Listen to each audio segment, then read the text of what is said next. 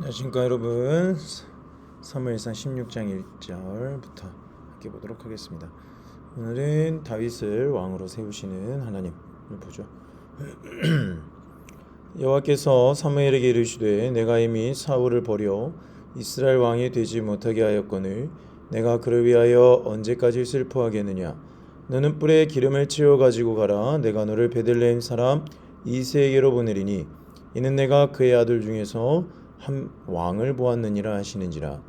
사무엘이 이르되 내가 어찌 갈 수 있으리까. 사울이 들이면 나를 죽이리이다 하니 여호와께서 이르시되 너는 암송아지를 끌고 가서 말하기를 내가 여호와께 제사를 드리러 왔다 하고 이새를 제사에 청하라.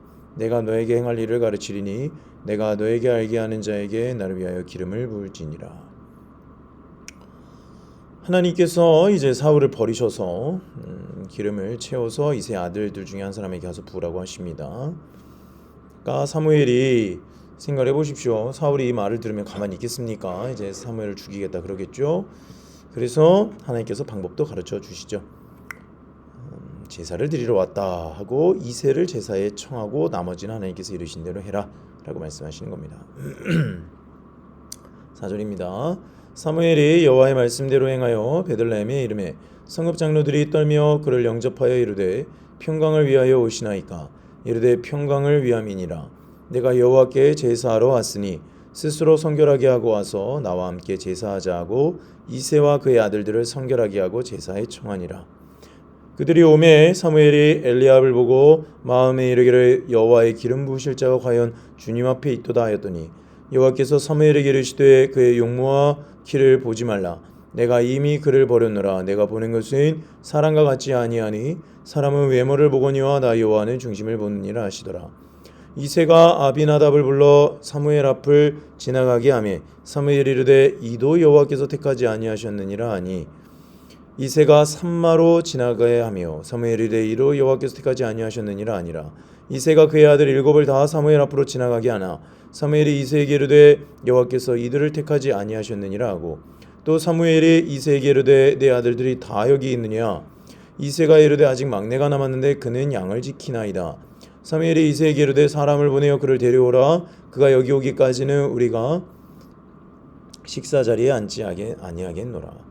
그러니까 일곱 아들을 다 지금 하나님 앞에 말 그대로 사무엘 앞에 지나가게 하면서 하나님께서 택하신 사람들을 보게 하였죠. 근데 다 아니라고 하는데 이새라는 사람이 여기에서 이제 다윗이 왜 부모도 자기를 버렸느냐라고 말을 할 정도로 그렇게 말할 수밖에 없었는지, 이런 상태가 있는데 왜 다윗만 빼놓는가.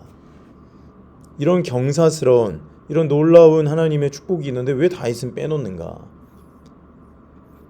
눈밖에 났다거나 별로 소중하게 여기지 않았다거나 그러지 않고서는 이렇게 이스라엘의 리더십인 사무엘이 왔는데 일곱 아들을 다 불렀는데 한 명만 빼놨다. 이것은 노골적으로 뺀 거거든요. 그런 중에서도 하나님께서 다윗을 세우시는 것은 하나님은 숨어 있어도 그의 사람을 찾으신다는 거죠. 이에 사람을 보내어 그를 데려오매 그의 빛이 붉고 눈이 빼어나고 얼굴이 아름답더라. 여호와께서 이르시되 이가 그니 일어나 기름을 부으라 하시는지라. 사무엘이 기름 뿔병을 가져다가 그의 형제 중에서 그에게 부었더니 이날 이후로 다윗이 여호와의 영에 크게 감동되니라. 사무엘이 떠나서 라마로 가니라.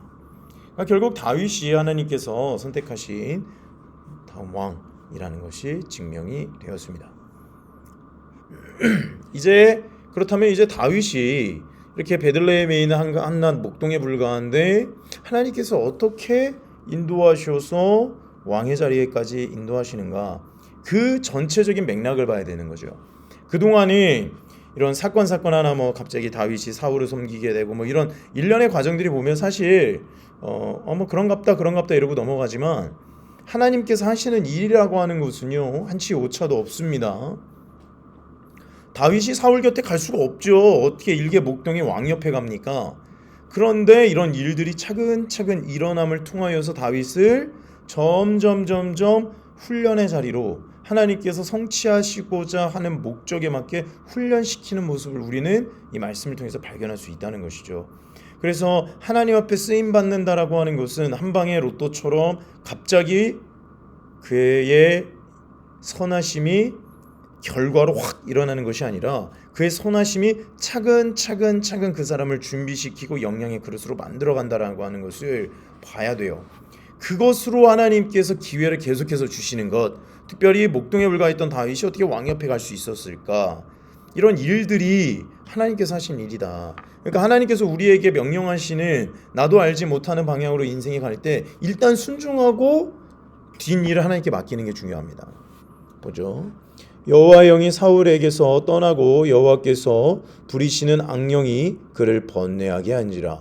사울의 신하들이 그에게 이르되 보소서 하나님께서 부리시는 악령이 왕을 번뇌하게 하온즉 원하건대 우리 주께서는 당신 앞에서 모시는 신하들에게 명령하여 수금 잘 타는 사람을 구하게 하소서.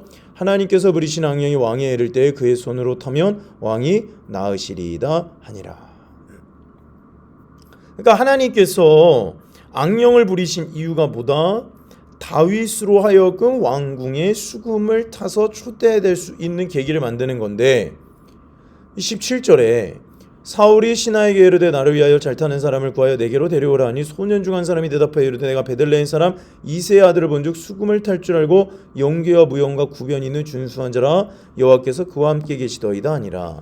아니 이 소년이 왜 갑자기 다윗의 이야기를 하냐? 그리고 사울은 왜 또 그걸 받아들이느냐? 이런 일련의 여정들이 반드시 하나님의 계획 가운데 일어난다라고 하는 것을 우리는 반드시 기억을 해야 됩니다. 그러니까 지금 처해 있는 상황에 감사하고 처해 있는 상황 가운데서 하나님의 능력을 경험하는 것이 하나님께서 인도하시는 길을 가기 위한 가장 중요한 단계라는 거예요. 지금 나의 인생에 아무것도 일어나는 것처럼 않게 보이고 답답하고 소망이 없어 보이고 나는 저기 구석에 박혀 있고 나는 단 한 번도 하나님께서 쓰시지 않는 것 같고 막 그런 마음이 막 올라오죠. 왜? 세상의 눈으로 나의 삶을 바라보기 때문에 그러는 거예요. 그러니까 우리가 생각을 바꿔야 되는 것이 하나님께서 나를 아무것도 없게 하시면은 아무것도 할 게 없으면 성경 읽는 거예요. 하나님께서 아무것도 할 거 없으면 그 시간에 악기를 배우거나 찬양을 배우거나 찬양하고 있는 거예요. 하나님 앞에 감사를 하는 겁니다. 아르바이트 가고 그냥 뭐라도 하는 겁니다.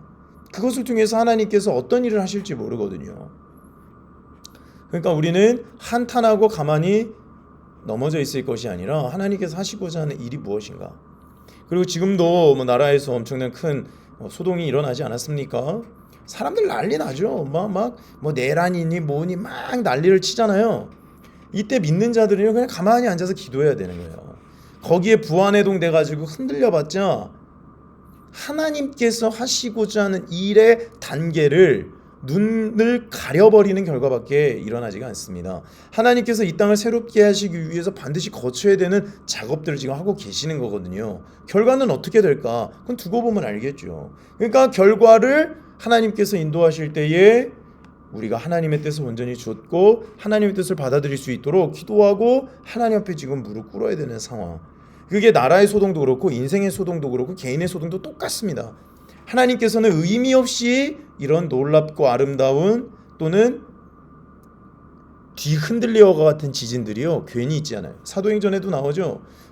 바울과 실라가 감옥에 갇혔을 때 왜 대지진이 일어났습니까? 결국에 그 간수를 구원하셔서 빌립보 교회를 세우시기 위한 선하신 뜻이 있었다는 겁니다. 하나님의 선하심이라고 하는 것이 하나님의 뜻을 이루시기 위해서 인도하신 하나님의 섭리에 대해서 이야기를 하고 있는 거예요. 그냥 내가 보기에 선하고 좋아 보이고 그런 선함을 이야기하는 것이 아닙니다. 하나님의 선하신 뜻을 이루시기 위해서 지금 일으키고 계시는 일에 반드시 하나님의 뜻이 있다. 이게 하나님의 선하심이에요. 그러니까 하나님께서 사울에게 악령을 보내시 악령을 부리게 된 이유는 뭐다? 다윗으로 하여금 왕궁으로 갈 수 있도록 길을 여시기 위함이다. 그래서 소년 중 한 사람이 대답하되 방금 봤죠? 내가 베들레헴 사람 이새의 아들을 본즉 수금을 탈 줄 알고 용기와 무용과 구변이 있는 준수한 자라 여호와께서 그와 함께 계시더이다 아니라. 사울이 이에 전령들을 이새에게 보내어 이르되 양치는 내 아들 다윗을 내게로 보내라 하매. 아니 다윗이 어떻게 알아요? 다윗을 어떻게 하냐는 거예요. 이게 하나님께서 사람을 찾아내시는 방식이라니까요.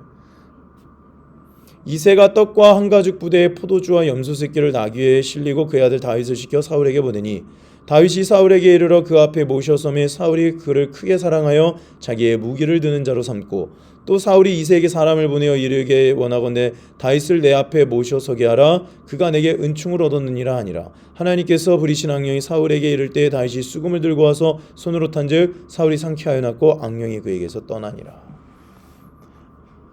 다윗이 목동임에도 불구하고 양치기였음에도 불구하고 할 수 있는 것은요, 악기를 통하여서 수금이라고 하면 요즘에 뭐 기타겠죠. 하나님을 예배하는 게 전부였던 사람이에요. 그런데 하나님을 예배하는 그 마음가짐 그대로가 하나님 나라의 왕으로 만드는 문이 열리게 된 계기라는 겁니다. 지금 할 수 있는 일을 했더니 하나님께서 지금 하나님 앞에 연락된 그 재능과 기회와 노력으로 하나님 나라의 문을 여신다는 겁니다. 이것을 우리가 꼭 기억해야 돼요. 이것은 남녀노소를 불문합니다. 나는 나이가 들어서 안 돼요. 아니요. 지금 하나님께서 내 삶에 주신 거에 집중해 보십시오.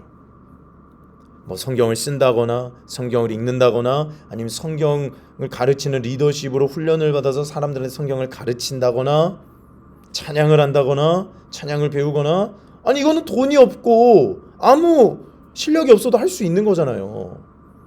그렇게 다윗은 하나님을 예배하고 있었다니까요. 하나님을 예배하고 있었는데 그것을 하나님께서 그가 쓰시는 도구로 쓰신다는 거예요.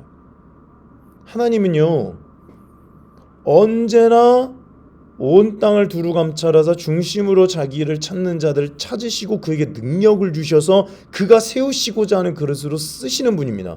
그게 하나님의 영광이자 하나님의 섭리이자 하나님의 주인 되심이거든요.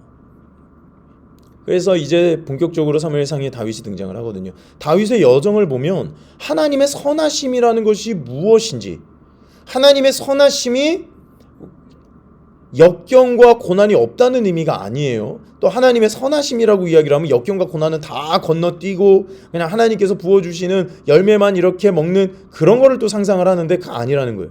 역경과 고난은 상상을 초월할 정도로 다윗의 인생을 뒤흔듭니다. 근데 다윗은 끝까지 예배하는 수금을 들고 주님을 찬양하는 그것으로 말미암아 그 모든 것들을 버텼다는 것을 우리가 시편 말씀을 통해서 보게 되는 거 아닙니까? 만약에 사울이 다윗의 이런 부분을 조금이라도 닮았다면 이 악령이라는 게 결국 뭐겠습니까? 정사와 권세가 이 안에서 그의 그 정욕과 그 미칠 만큼의 인간으로서의 열정과 그 권위를 견딜 수 없는 그 권력욕에 사로잡히게 만드는 거거든요. 그러니까 미치는 거예요, 사람이. 근데 그거를 잠잠케 하는 건 하나님께서 주신 평안인데 그것의 도구가 다윗이 되었다. 이 모든 것들을 통해서 하나님은 왕권에서 하나님을 예배하는 자를 세우실 수밖에 없다는 거예요. 사울이 하나님을 예배하는 자가 되었는데 하나님을 예배하는 자가 못 되고 있잖아요. 그러니까 사울 옆에 다윗을 세우셔서 이 왕권이 하나님을 예배하는 권위로 다윗을 이때서부터 쓰신 거예요. 그러니까 사울이 왕자를 지키고 있었던 것도 사실 다윗이 옆에서 하나님을 예배하고 경배했기 때문에 이게 가능해졌다는 겁니다. 그래서 하나님을 예배하고 경배하는 것으로 인생은 충분한 거예요, 사실.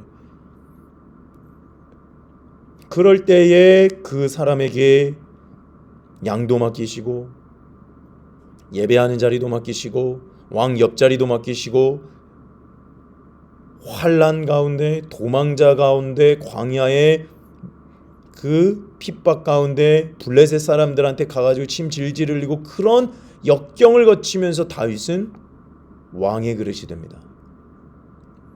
그래서 왕이 되죠. 그래서 하나님께서 우리를 하나님 나라의 리더십으로 세우실 때에 조급할 필요 없다는 거예요. 천천히 주님 나라의 영광을 지금 내가 할 수 있는 것을 하자. 그때 하나님께서 그의 손으로 그의 자녀들을 그의 그릇으로 삼으신다. 기도하겠습니다.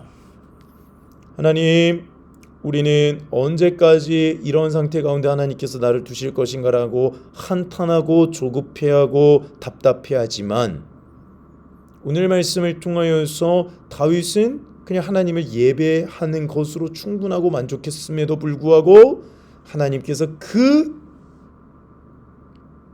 아무것도 없을 때, 심지어 엄마 아빠도 옆에 없을 때 예배했던 다윗의 그 마음을 가지고 일하시기 시작했습니다. 주님, 우리 안에 조급함이 있습니까? 우리 안에 답답함이 있습니까? 우리 안에 정말 버림받은 마음이 있습니까? 지금 우리가 앉은, 우리가 서 있는 바로 그 자리에서 하나님을 예배하기를 원합니다. 하나님을 예배하고 경배하며 나아갈 때에 하나님께서 그 선하신 뜻을 나 개인에게, 특별히 지금 나라가 뒤숭숭하고 너무나 많은 일들이 일어나고 있는데 이 모든 것들을 주의 선하신 뜻대로 인도하시는 것을 우리가 기도하고 기다리며 보게 하여 주시옵소서. 하나님께서 이 정말로 청천벽력과 같은 나라에 있는 일을 통해서 어떤 일을 하시고자 하는지, 결국 하나님께서 이 땅을 어떻게 새롭게 하시는지를 우리가 보고 경험함으로 말미암아 살아계신 하나님께서 이 땅을 이렇게 사랑하시고 인도하시는구나 것을 배우고 우리 개인의 삶, 가정의 삶에도 이런 것들이 높이 울려 퍼질 수 있도록 인도하여 주시옵소서. 감사하며 예수 그리스도의 이름으로 기도하였습니다. 아멘. 사랑하고 축복합니다. 내일 새벽에 또 만나요. 감사합니다.